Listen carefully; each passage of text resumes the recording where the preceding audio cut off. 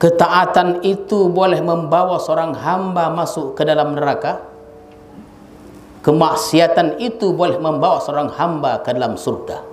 Tengok apa maknanya. Kebaikan, ketaatan yang dibuat oleh seorang hamba itu justru memasukkannya ke dalam neraka. Kenapa? Ria dia. Dia taat tapi ria. Dia sombong.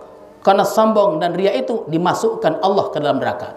Jadi apa pula maksudnya? Dia jahat, dia berbuat maksiat, dimasukkan ke dalam surga. Karena maksiatnya, karena kejahatan, dia bertaubat kepada Allah, taubatan nasuha. Taubat itulah masukkan dia ke dalam surga.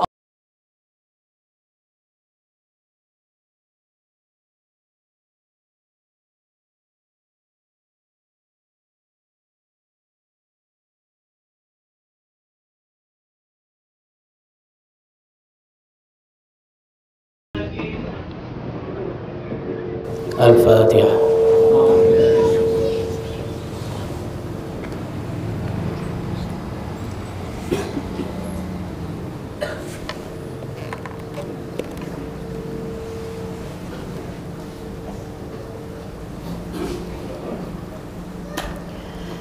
Bismillahirrahmanirrahim. Assalamualaikum warahmatullahi wabarakatuh.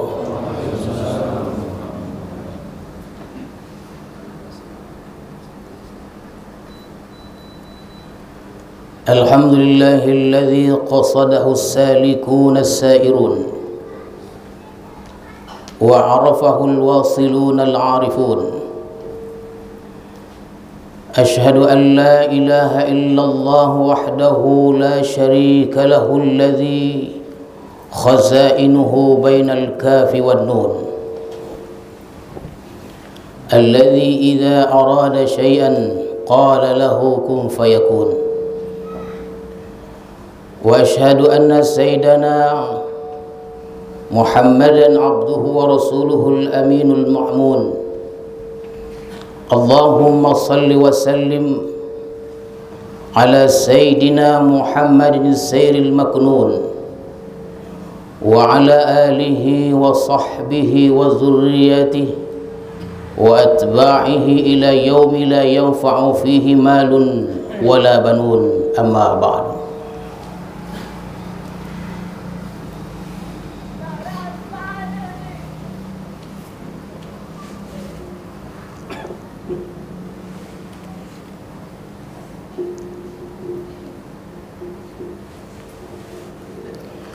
Alhamdulillah,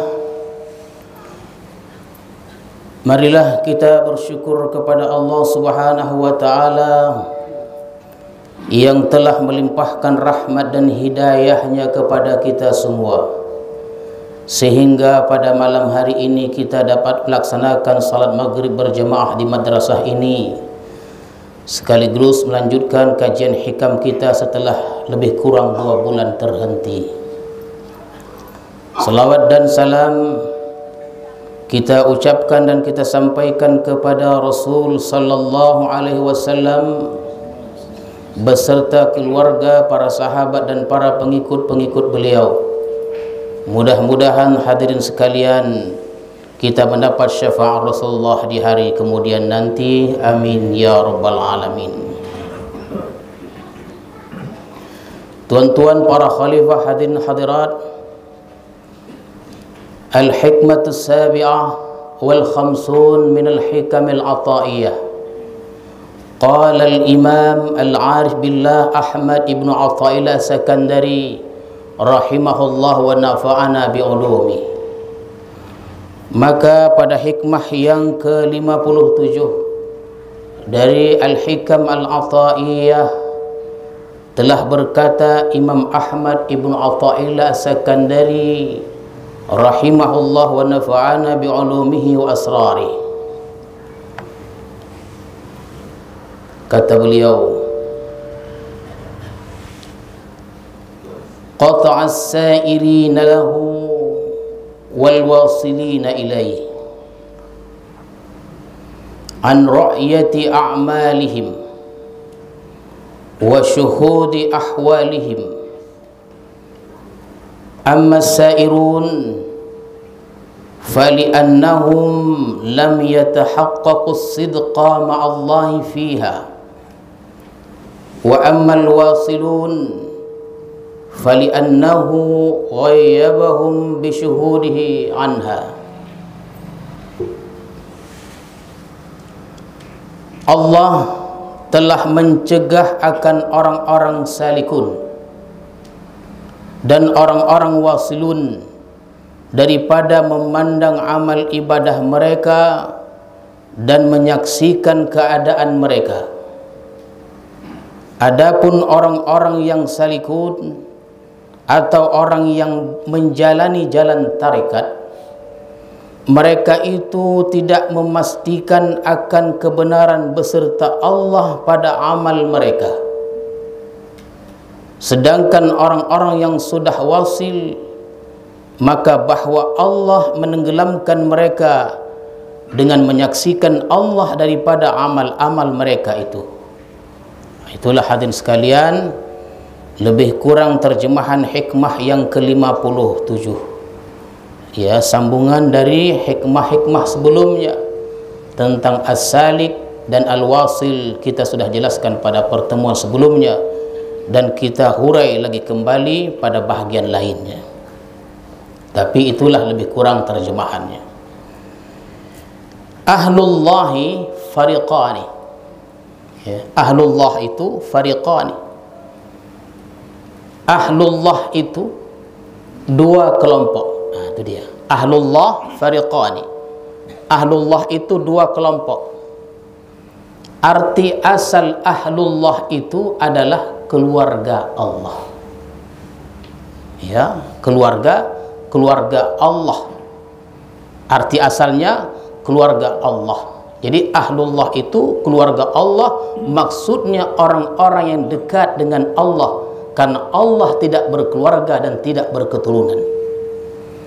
Adapun maksud dekat dengan Allah itu bukan dekat maksudnya tempat, karena Allah maha suci dari tempat. Jadi maksud dekat dengan Allah itu adalah orang-orang yang akhlaknya dekat dengan Allah. Orang-orang yang dekat sifatnya, yang tingkah lakunya atau perilakunya dengan sifat Allah Subhanahu wa taala dekat, tidak sama. Jadi akhlak orang ini dekat dengan akhlak Allah Subhanahu wa taala. Allah bersifat kasih sayang, orang ini pun bersifat kasih sayang. Allah itu penyantun, orang ini pun penyantun. Begitu dia. Allah pemurah, orang ini juga pemurah, dan lain-lainnya, sehingga disebut dekat dengan Allah Subhanahu wa taala. Sembahyang dan ibadah-ibadah lainnya seringkali disebut untuk mendekatkan diri kepada Allah Subhanahu wa taala. Sembahyang tadi itu seringkali disebut untuk mendekatkan diri kepada Allah Subhanahu wa taala. Kita berpuasa, kita membaca zikir, selawat dan lain-lainnya, hadirin sekalian, kesemua ibadah-ibadah yang kita lakukan itu membuahkan satu akhlak yang dekat dengan akhlak Allah Subhanahu wa taala. Jadi ibadah-ibadah yang kita lakukan itu jalan atau sarana untuk membentuk akhlak, sehingga akhlak kita itu dekat dengan akhlak Allah Subhanahu wa taala. Sembahyang itu kan dimulai dengan takbiratul ihram, Allahu akbar. Ditutup dengan salam, assalamualaikum warahmatullah. Jadi kalau kita definisikan, as-salatu hiya aqwalun wa af'alun muftatahatun bitakbir wa mukhtatamatun bitaslim. Jadi salat itu adalah perkataan-perkataan, perbuatan-perbuatan yang dibuka dengan Allahu Akbar, ditutup dengan assalamualaikum warahmatullah.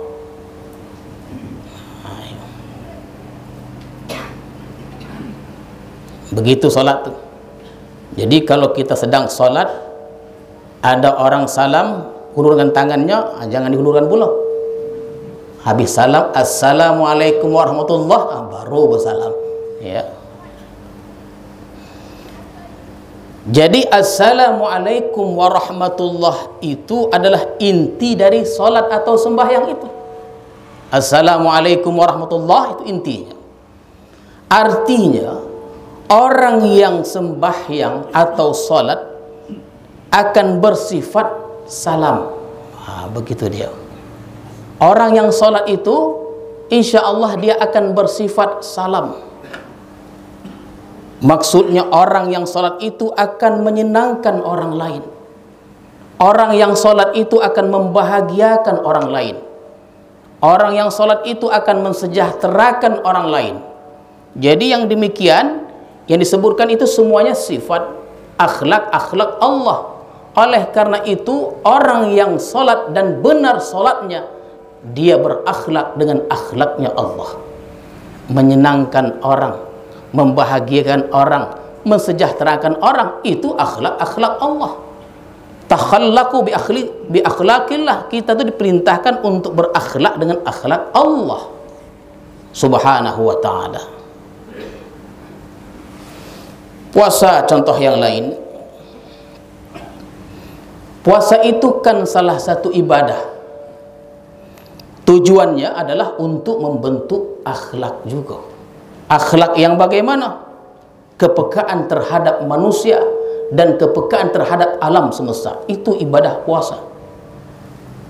Orang puasa itu hatinya lembut, tidak kawah. Asal benar puasanya itu, hatinya akan lembut, hatinya akan lemah, artinya mudah tersentuh, mudah kasih sayang kepada orang-orang fakir miskin. Itu orang yang berpuasa. Dan inilah buahnya puasa itu. Sayang kepada orang sengsara, membantu orang yang susah. Ini kan semuanya akhlak Allah. Maka orang yang puasanya dan puasanya itu benar, dia akan berakhlak mendekati akhlak Allah subhanahu wa ta'ala.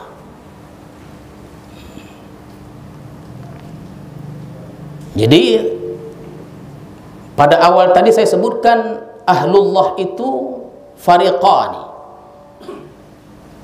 Ahlullah atau keluarga Allah yang sudah saya jelaskan itu dua kelompok.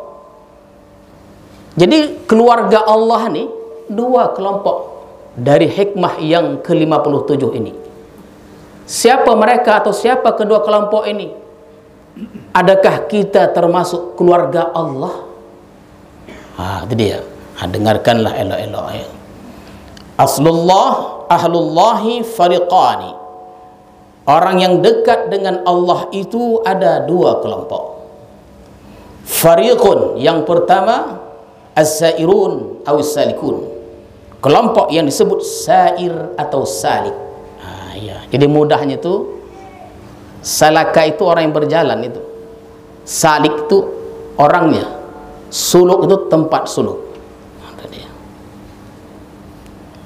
Nanti kalau ditanya orang suluk itu apa? Asrama, mudah menjawabnya. Saya selalu tanya, suluk itu apa? Tuan, asrama, macam universitas. Begitu dia. Siapakah golongan ini? As-sair atau as-salik?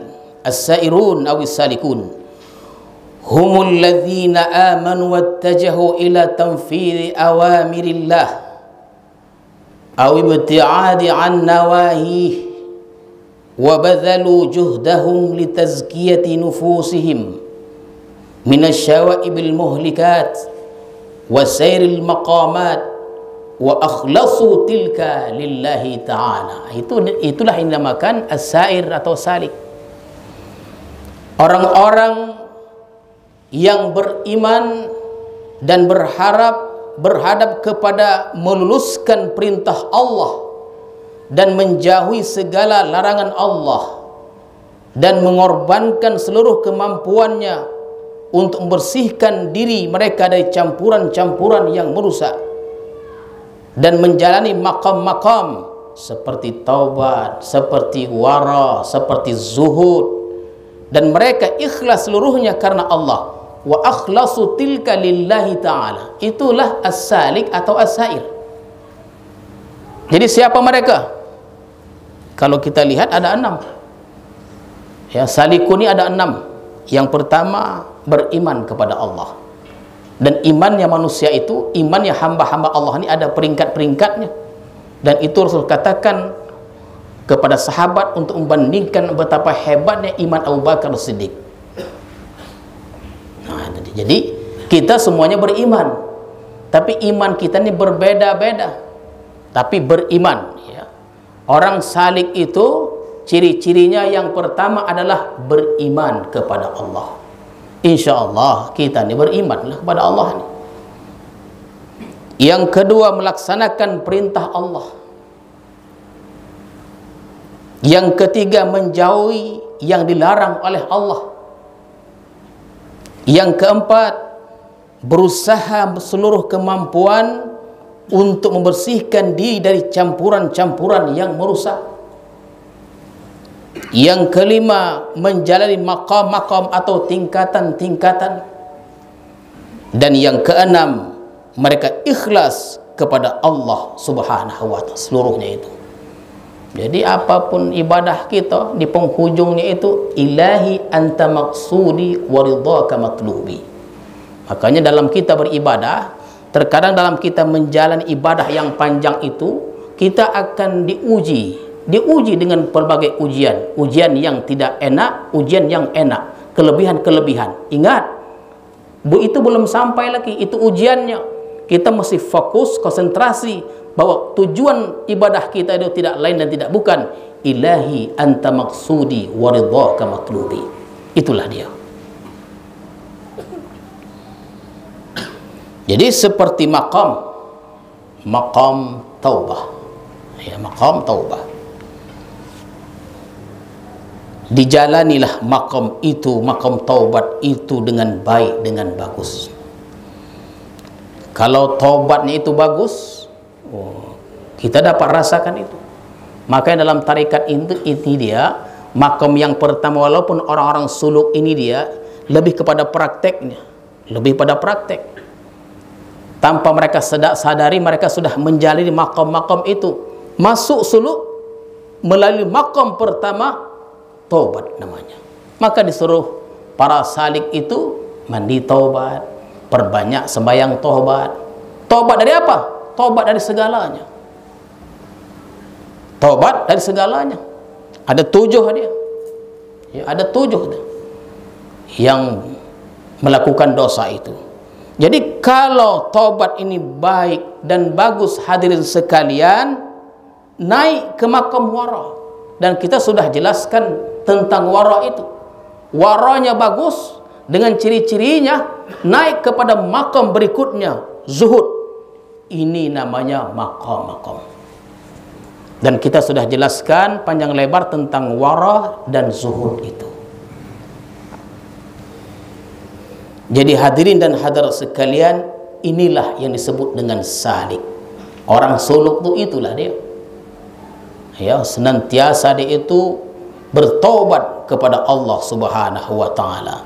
Setiap hari, setiap saat, selalu berusaha membersihkan diri, berusaha naik tingkatan ke makam yang lebih tinggi. Ini namanya salik. Karena ada istilah at-takhalli, at-tahalli. At-takhalli itu dia membuang sifat-sifat yang tercela, campuran-campuran yang merusak tadi dibuang dia. Karena sifat-sifat tercela itu bersembunyi dia di makam-makam yang kita pelajari itu. Bersembunyi dia di situ, lalu kita basuh dia dengan zikir-zikir ismuzat Allah Allah. Apa dalilnya? Ya ayyuhalladzina amanu dzkurullaha dzikran katsira. Wahai orang-orang yang beriman, uzkurullah, sebutlah Allah itu zikran katsira, sebutan yang banyak. Berapa banyak? Tidak disebutkan, tapi kita punya metode. Ada batasannya, ada jumlahnya. Konsepnya begitu, uzkurullaha dzikran katsira. Maka orang suluk itu senantiasa berzikir. Dia tidak banyak bercakap, zikir aja.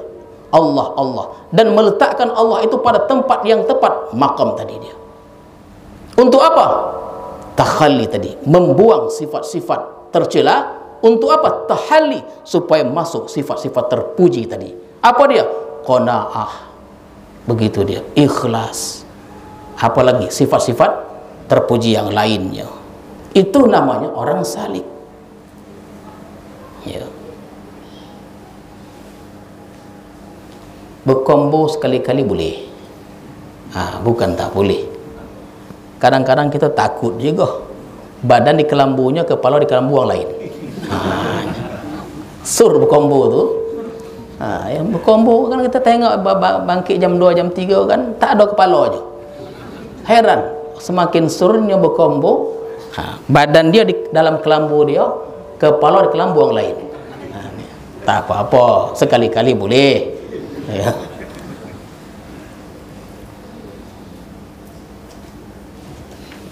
Mereka menjauhi hal-hal yang menghalangi jalan mereka, yang menghambat perjalanan mereka.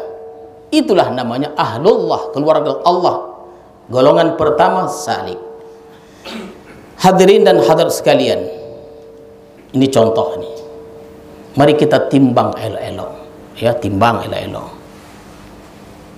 Ini bukan satu arahan perintah, tapi begitulah para salafus salih dalam menjalani, orang-orang suluk itu dalam menjalani kehidupan mereka. Kalau tak kuat, ditimbanglah elok-elok, ya, dengan timbangan aulawiyatnya, mana yang lebih elok, ya. Jangan mendatangkan mudarat, salah timbangan. Kalau pekerjaan ini membawa aku lupa kepada Allah, pekerjaan apa saja, maka dibuangnya pekerjaan itu.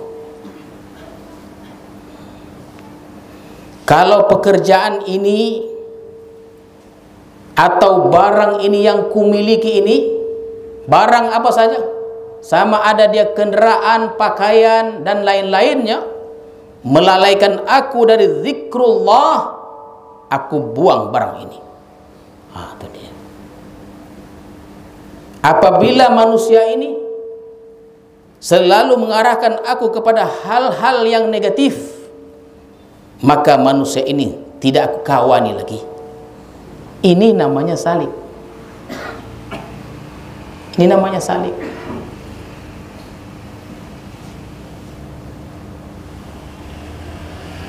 Jadi kalau kita suka dengan barang yang menyibukkan diri kita, ada barang tapi barang itu menyibukkan diri kita, makanya pada makam wara' dan zuhud itu, hadirin sekalian, mereka bila bersedekah itu memberi pakaian yang paling bagus, dikasihnya yang paling bagus itu dikasihnya. Karena barang yang paling bagus ini bila kita pakai melagak gitu, padahal melagak itu tidak elok.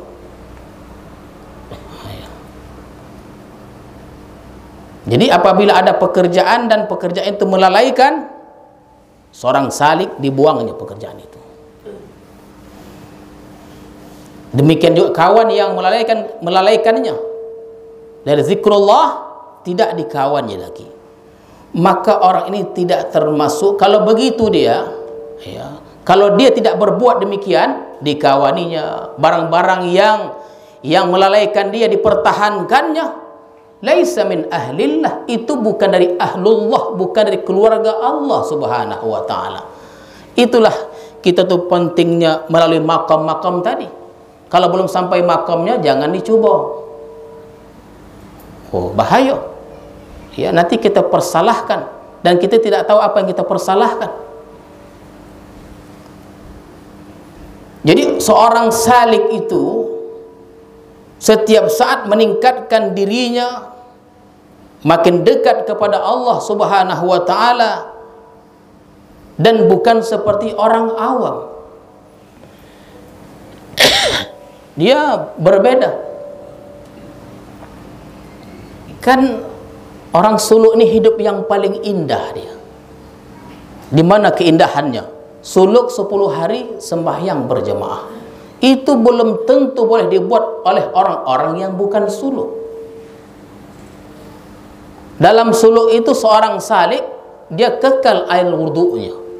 Apalagi seperti Rasulullah. tidurnya ala Rasulullah, makannya mengikut cara Rasulullah.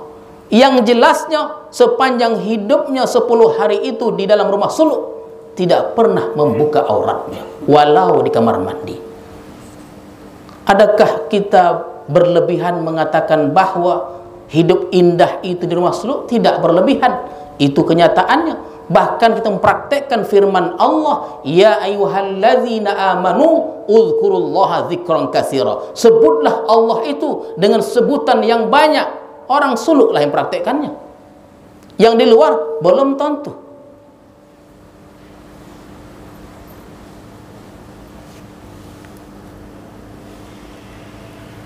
Jadi kita hadirin sekalian disuruh untuk tafakur dan tadabbur. Apakah hari ini lebih baik dari hari yang semalam? Begitu dia. Ibadah kita hari ini khusyuk atau tidak? Kan selalu kita dengar itu bahwa hari ini sekarang ini mesti lebih elok dari semalam. Mesti. Dan esok ini mesti lebih elok dari sekarang ini. Kenapa demikian? Karena mati itu kan semakin dekat. Kalau kita mati 1 minggu lagi atau 7 hari lagi, 7 hari dari sekarang ini, artinya kalau kita umur sampai besok pagi tinggal 6 hari, seharusnya yang 6 hari itu lebih elok dari yang 7 hari itu. Kenapa? Mati itu semakin dekat.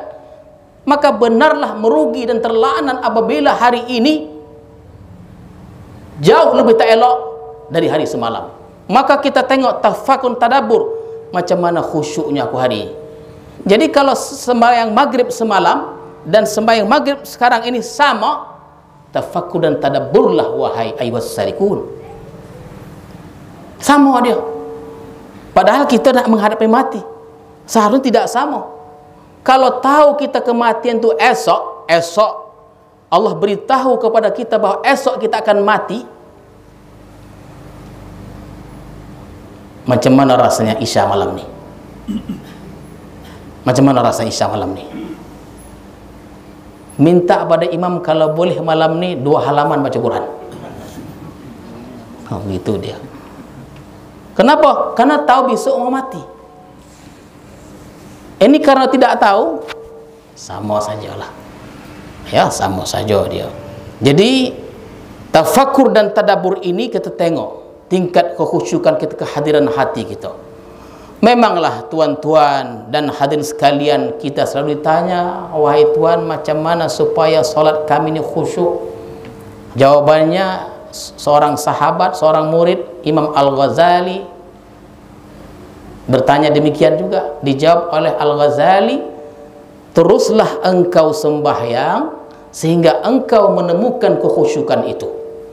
Ada doa, ada ikhtiar. Ya, ada doa, ada ikhtiar. Karena khusyuk ini bukan perkara mudah, perkara susah dia. Kita mohonkan kepada Allah dengan ikhtiar-ikhtiar yang ada supaya hadir hati tadi. Jangan sempat setiap solat kita 5 waktu itu, sehari semalam pagi dan petang, dalam solat kojo kita mengarang. Mengarang itu apa? Dalam solat itu isu itu apa yang kita buat, kita karang dalam solat itu. Sur dia, ya kan? Sur aja dia, mengarang dalam apa? Oh, besok aku pergi jam 7, ya kan? Naik motor, naik kereta sampai ke ini, balik lagi, dikarang dalam solat itu. Tiba-tiba dah salam dah. Tiba-tiba sudah salam ya. Jadi sebenarnya kita suluk ini ikhtiar kita untuk kita hadirkan hati dalam setiap ibadah kita kepada Allah Subhanahu wa taala. Adakah cinta kita kepada dunia ini semakin bertambah? Jika hari ini sama dengan yang semalam, sama kualitas dan kuantitasnya, tak bolehlah begitu. Mesti ada peningkatan-peningkatannya. Itulah yang pertama, fariqun as-salikun atau as-sairun, ya.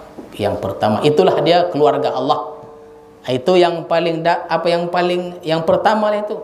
Mudah-mudahan kita termasuk pada golongan itu. Keluarga Allah, kita ingin menjadi keluarga Allah. Keluarga maksudnya dekat dengan Allah Subhanahu wa taala. Yang kedua, wa fariqun al-wasilun. Kelompok yang kedua namanya wasil. Ini sudah berapa kali kita bahas tentang al-wasil ini.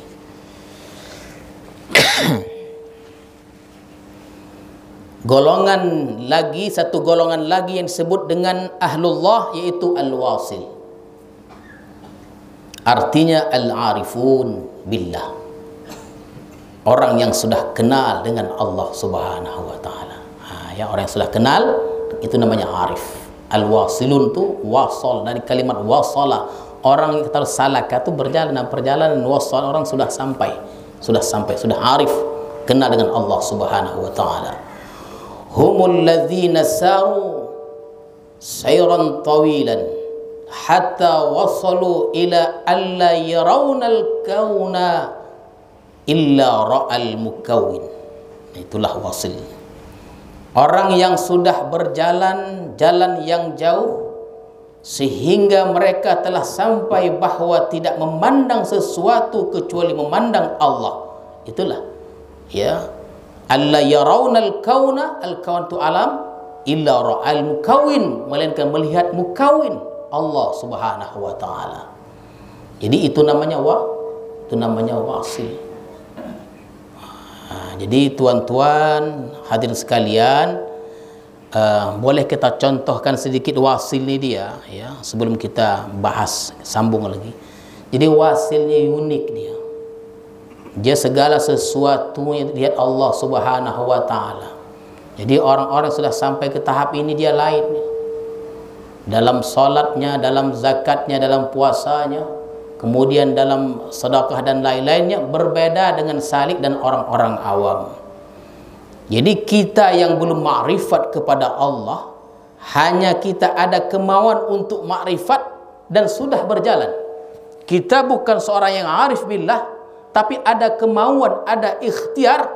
Itu dari murahnya Allah Subhanahu wa taala sudah disebut dekat dengan Allah. Kita belum makrifat, tapi kita sudah disebut dekat dengan Allah. Atas apa? Bukan karena amal-amal kita, tapi karena rahmat dan anugerah Allah Subhanahu wa taala. Jadi kita sudah berjalan, artinya ingin menjadi orang yang dekat dengan Allah Subhanahu wa taala. Kuat dan sudah mulai melangkah, ya. Kuat dan kita sudah mulai melangkah walaupun masih jauh kepada Allah Subhanahu wa taala. Kita sudah disebut dekat dengan Allah Subhanahu wa taala. Itulah murahnya Allah. Ini misalnya, mulai hari ini aku ingin memperbaiki diriku. Yang haram mesti ku tinggalkan, yang baik-baik mesti ku laksanakan. Sifat-sifat yang tak baik ku campakkan dan ku masukkan sifat-sifat yang elok. Ya. Itu sudah dekat dengan Allah. Tapi jangan cakap aja. Ya, ada dia gerakannya, jangan cakap, tak boleh cakap aja. Ini namanya kalau kita diberikan predikat dekat dengan Allah atas sebab-sebab ini, itu bukan karena hebatnya kita, tapi karena rahmat Allah Subhanahu wa taala. Asalkan kita ada niat dan bergerak. Ya. Niat tidak bergerak, tak boleh. Hadirin sekalian, as-sairun awis salikun idza amilu ta'atan la ya'tamiduna salihatan li hadrati rabbihim li ru'yatihim naqsan wa aiban fi ta'atihim. Orang-orang yang disebut salikun tadi, ya, kembali kita pada salikun, apabila mereka beramal taat, mereka tidak menganggap amal taat mereka itu patut untuk hadrah Tuhan. Itu ciri-cirinya itu. Mereka beramal siang dan malam. Beramal siang dan malam. Mereka menganggap bahwa amal itu tidak patut untuk dipersembahkan kepada Allah Subhanahu wa taala. Kenapa? Karena banyak rusaknya.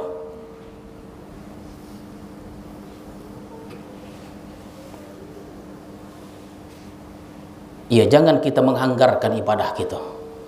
Jangan coba-coba kita menganggarkan mengandalkan ibadah kita. Kita sembahyang 1000 rakaat, ya kita khatam setiap hari atau 2 hari kita khatam. Jangan coba-coba kita andalkan, karena ibadah-ibadah yang kita kerjakan itu banyak rusaknya, banyak aibnya. Naqsan wa aiban fi ta'atihim, banyak kurangnya, banyak aibnya. Jadi kita ingin membanggakan ibadah kita.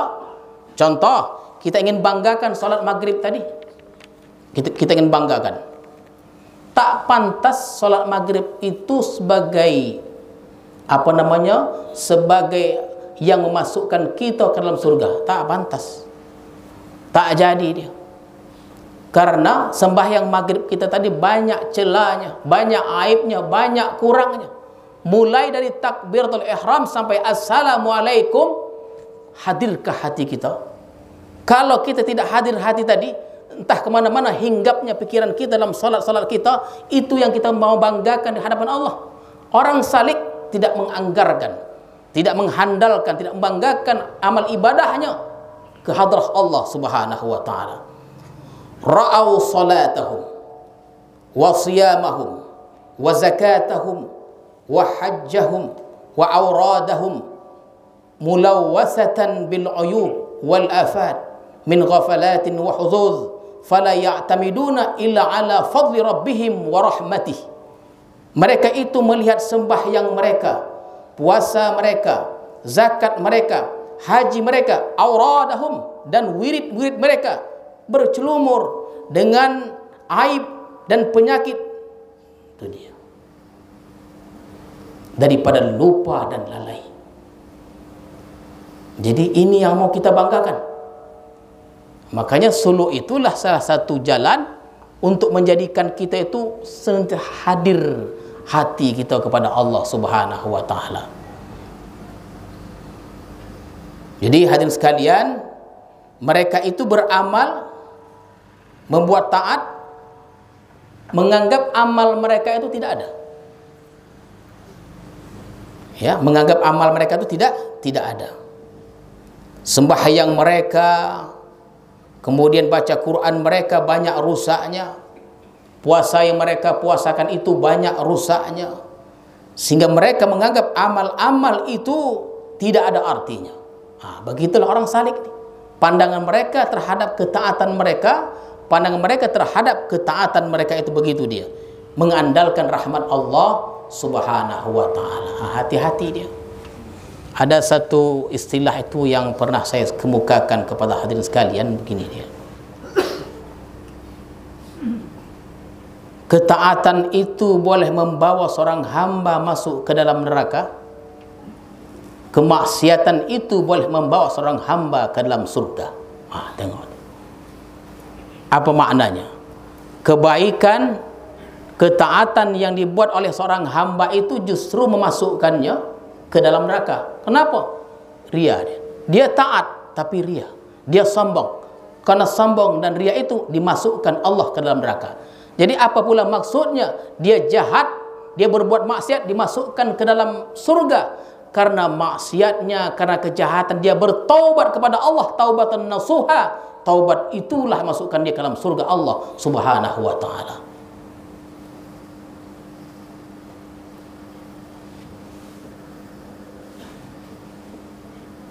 Hadirin dan hadirat sekalian, kita ke wasilun ya. Wal wasilun in zaharat minhum ta'atun aw sadara minhum ihsanun syahidu dhalikal wahil mannan ghaibun fi syuhudi ma'budihim. Orang wasil bila mana mereka beramal taat, mereka hanya memandang bahawa itu adalah dari Allah Subhanahu wa ta'ala. Faharakatuhum wa sakanatuhum billahi wa minallahi wa ilallahi ta'ala. Maka gerak-gerik mereka itu dengan Allah, dari Allah dan kepada Allah. Itu wasil. Makanya orang-orang ini kalau berdiri solat dia tak latih. Karena yang berdiri itu bukan kaki, jiwa mereka yang togak itu. Jadi begitu demikian juga kata Qurtubi itu. Aqimus shalah, iqamus wa aqimus shalah, dirikan solat. Yang berdiri itu kalau kita ni memang kaki lah. Latih. Panjangnya segi imam, mencela imam. Kalau bisa jangan jadi imam lagi. Orang-orang yang dekat dengan Allah tu berdiri itu bukan dengan kaki mereka. Mereka solat dengan jiwa mereka. Bantai nak 1000 rakaat, tak ada masalah. Karena yang berdiri itu jiwa-jiwa mereka. Macam mana bisa begitu? Latihan lah. Di mana tempat latihannya? Suluk. Oke, 200 meter. Jadi orang Islam yang mau bersuluk lah. Ya, bersuluk. Jadi hadirin dan hadirat sekalian, orang wasil ini dia sudah tenggelam dengan Allah, tenggelam dia. Ya, tenggelam dengan Allah. Sehingga gerak-gerik mereka itu tidak lepas dari Allah dan kembali kepada Allah Subhanahu wa taala. Mereka tidak merasa bahawa mereka sudah melakukan kebaikan, beramal. Inilah maksud wa ammal wasilun fali'annahu ghayyabahum bisyuhurihi anha. Adapun orang-orang wasil, maka bahwa Allah menenggelamkan mereka dengan menyaksikan Allah kepada amal-amal mereka itu. Ya, itu kita pernah dulu cerita tentang para tabi itu, para tabi itu solat 1 hari 1 malam, ada yang 1 hari itu 1000 rakaat. Memang banyak bantahan-bantahan, tapi kalau dihurai lagi, dikaji lagi, memang betul. Para tabi itu 1000 rakaat. Ali Zainal Abidin 1000 rakaat. Tapi kalau dikira dia, berarti 1 rakaat itu 30 detik. Cepat dia, cepatnya mereka tidak sama dengan kita. Demikian juga baca Quran. Jangan kita sejajarkan kita dengan para aulia Allah di zaman dahulu seperti Imam Syafi'i. Imam Syafi'i di bulan Ramadan mengkhatamkan Quran 60 kali. Jadi 1 hari itu dua kali. Kami dulu masa belajar Sunan Tirmizi di Malaysia, hadirin sekalian, dipanggillah guru Arab tadi ini. Dipanggil guru Arab. Kitab tu tebal segini, macam Quran lah tebalnya itu. Banyak itu rekan-rekan ingin menerima sanad Sunan Tirmizi tadi. Macam mana caranya? Dalam berapa hari itu mesti habis tuh, dari lembaran pertama hingga lembaran terakhir. Bacalah. Kalau mukri'nya, pelajar-pelajarannya, murid-murid lama. Tapi bila si guru membacanya, tak terikut kita. Tak terkalahkan orang Arab dah. Tak terkalah dah. Jelas cepat. Imam Syafi'i 1 hari 2 kali khatam. Sanggup kita? Tak sanggup. Setahun belum tentu lagi. Setahun belum tentu lagi. Itu di masjid-masjid di luar sana, mungkin di sini juga 10 hari dapatlah dia 10 hari 1 khatam. Satu kelompok berapa orang? 10 orang. Ini Imam Syafi'i seorang saja 1 hari 2 kali khatam. Tidak boleh kita sejajarkan diri kita dengan orang-orang hebat seperti itu. Dan alhamdulillah kami sudah mendengar, menyaksikan sendiri macam mana cepatnya orang membaca Arab. Gundul tuh. Luar biasa. Kagum kita. Memang payah mengalahkan orang Arab nih. Ya, payahlah.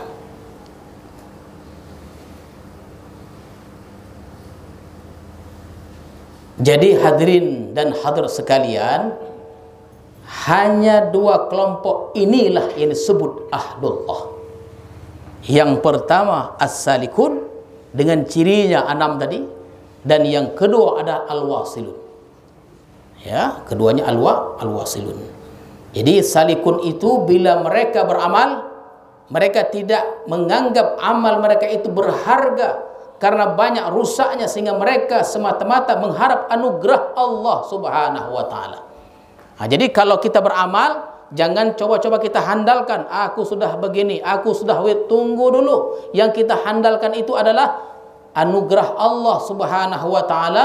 Berulang kita sampaikan, tidak ada hamba siapapun dia masuk ke dalam surga karena amalnya, tapi karena anugerah, karena rahmat Allah Subhanahu wa taala. Wasilun itu apabila mereka beramal baik, mereka tidak menganggap amal itu daripada diri mereka sendiri. Begitu dia. Sebab mereka tiada daya upaya selain daya upaya Allah Subhanahu wa taala. La haula wala quwata illa billahil aliyil azim. Jadi itulah dia tuan-tuan serta hadirin sekalian. Tentunya hikmah yang ke-57 ini tidaklah kita syarah sempurna. InsyaAllah kita akan teruskan pada hikmah yang ke-58 pada pertemuan yang akan datang. Inilah yang dapat saya sampaikan. A'udzubillahi minasyaitonirrajim. Bismillahirrahmanirrahim. Alhamdulillah rabbil alamin, wassalatu wassalamu ala asyrafil mursalin wa ala alihi wa sahbihi ajma'in. Allahumma zidna ilma warzuqna fahma walhiqna bisalihin. Allahumma ja'al jam'ana hadza jam'an marhuma wa tafarruqana min ba'dihi tafarruqan ma'suma. Wa sallallahu ala sayyidina Muhammadin wa ala alihi wa sahbihi ajma'in. Walhamdulillahi rabbil alamin. Assalamualaikum warahmatullahi wabarakatuh.